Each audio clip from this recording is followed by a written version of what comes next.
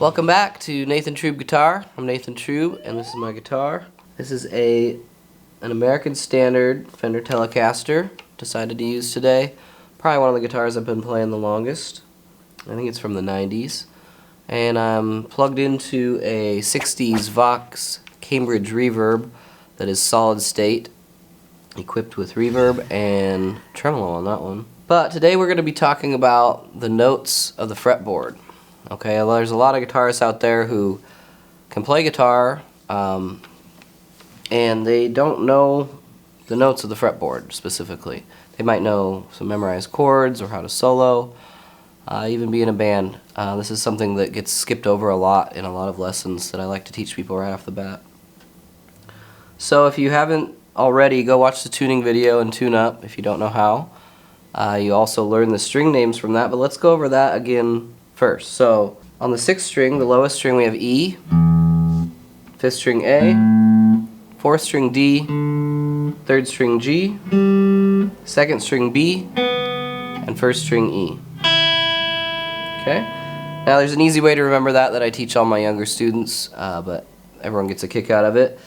If you haven't heard it before, Eddie ate dynamite, goodbye Eddie. Okay, so there's a nice little silly acronym for you to remember the string names by.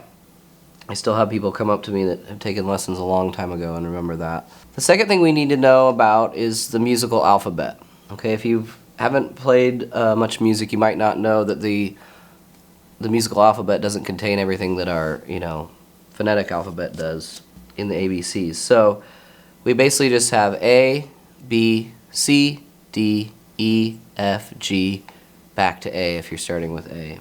Okay, so there's no Z notes or Q notes or anything silly like that. The other thing we need to know is about the distance between two notes. Okay, and there's two types of distances that I want to talk about as far as an interval goes, and that's a whole step and a half step.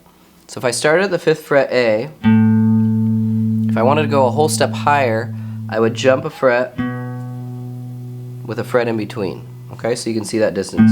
And that's true for anywhere on the guitar. Those are all whole steps. Okay? Now half of that distance is a half step. A. Okay, and 1 fret higher than that is a half step. In the musical alphabet, this is a big thing to know, so put a star by this if you're writing this down. There's only half steps naturally between B and C and E and F. Everything else is a whole step. So if we were talking about that musical A to A that we were talking about before, if you were going from A to B, that would be a whole step. But if you got to B to C, that would be a half step. Same with once you got to E and then the next note being F. So those are two special places. And if you look at a keyboard, you can see the same thing. There's white key next to white key between B and C, and E and F only. Everything else has a black key in between it. Okay, so that's something you can go look at if you have a keyboard at home. So we're going to start with the notes on each individual string. So I'm going to start with the 6th string E. Okay, so obviously our first note is open, and that's E. Now if we had, I should show you the whole step and half step with an open string too. So from a whole step from an open string would be there, half step would be there. So that works out perfectly because what's the next note after E? F, right? So we've got E, but then we remember that's one of those special places, B and C, E and F. So F is going to be a half step away from E. So if E is here, F is going to be here.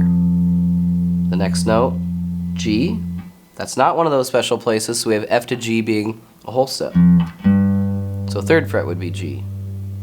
G to A, whole step again. A to B, whole step. And then we get to that other special place. B to C, half. C to D, whole. D to E, whole. Now, if you're doing this on your own or you're writing it down and you don't end up at the 12th fret with the note that you started with, you've done something wrong. So maybe you put two half steps together or just something went haywire there.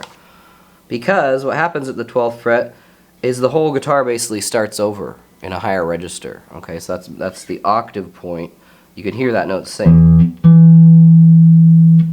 Okay, so everything up here is just going to be a higher version of this, so we're not going to go all the way up there for now. We're going to stop at the 12th fret because it's just a repeating process up here, okay? Alright, so let's move on to the next string and see if this starts sinking in as we keep doing this. The A string is the 5th string, and the next note is going to be B. So we have a whole step to B, A, whole step to B, half step to C, whole step to D, whole step to E, half step to F, whole step to G, and a whole step to A. And we got it right because we ended with the note that we started with, right? So that's what we said earlier. Okay, I'm going to keep going through these strings, and hopefully you can pause it if you need to, or if you're keeping up right along, that's great too.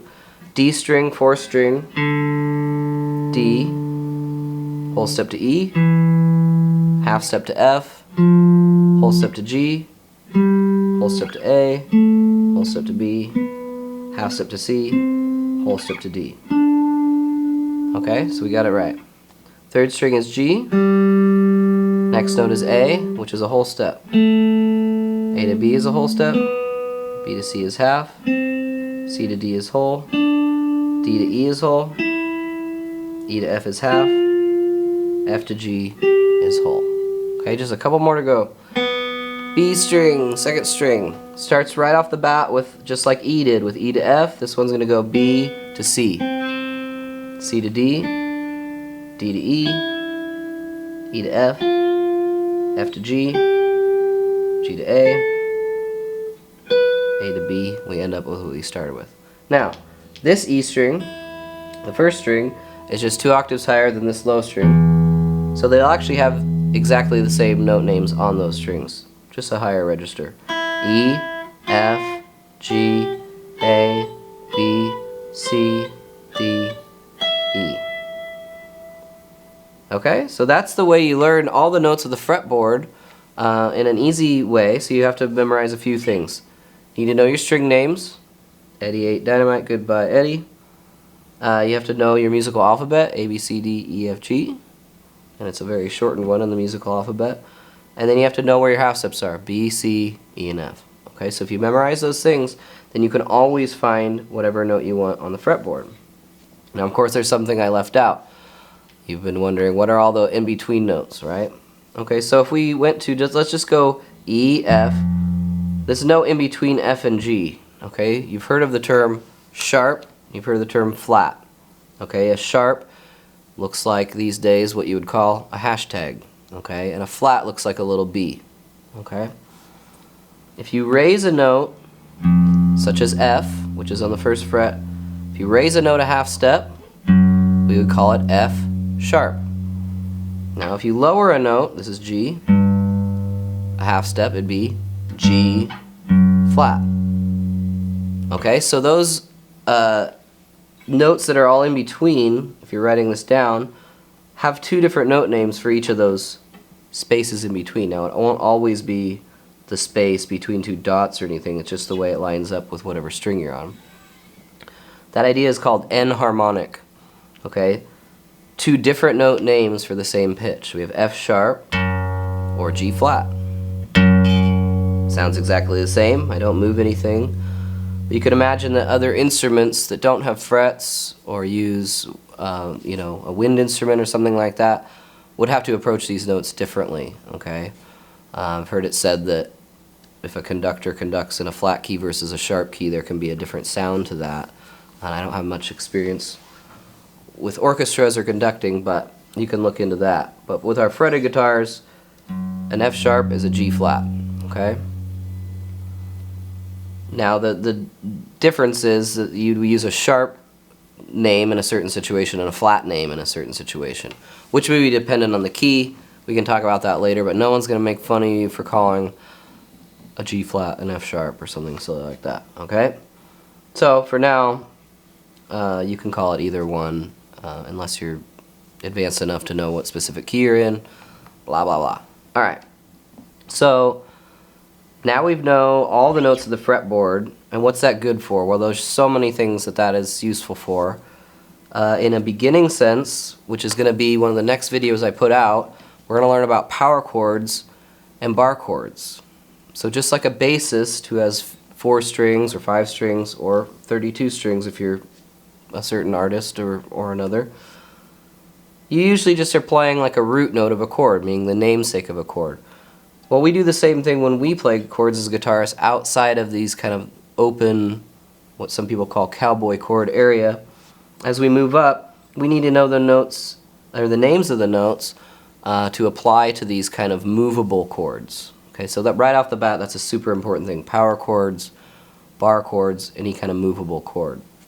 Now, if you get more advanced into soloing and that kind of thing, you're in your solo eventually going to want to be kind of aware of what notes that you're playing in your solo that go along with whatever chords are in the progression of the song that you're playing. You know, whereas you might get advanced to where you want to be playing thirds of the chords or sevenths of the chords. Well, that's helpful to know the names of them. So let's do a little example though of how to practice this and learn it. Obviously you can just go E, F, G, A, B, C, D, E. Doesn't really matter what fingers you play it with because it's so linear and like horizontal. Just do what feels comfortable. You can use one finger. Sometimes I'll use a mixture of 2. So you want to say the names out loud as you play them. You don't only want to go ascending, you want to descend too, because that's a little harder to go backwards. Most people don't practice their alphabet backwards unless they've been pulled over by the police for, doing something in their car they shouldn't be doing. But you get good at that too. E, D, C, B, A, G, F, E. Okay?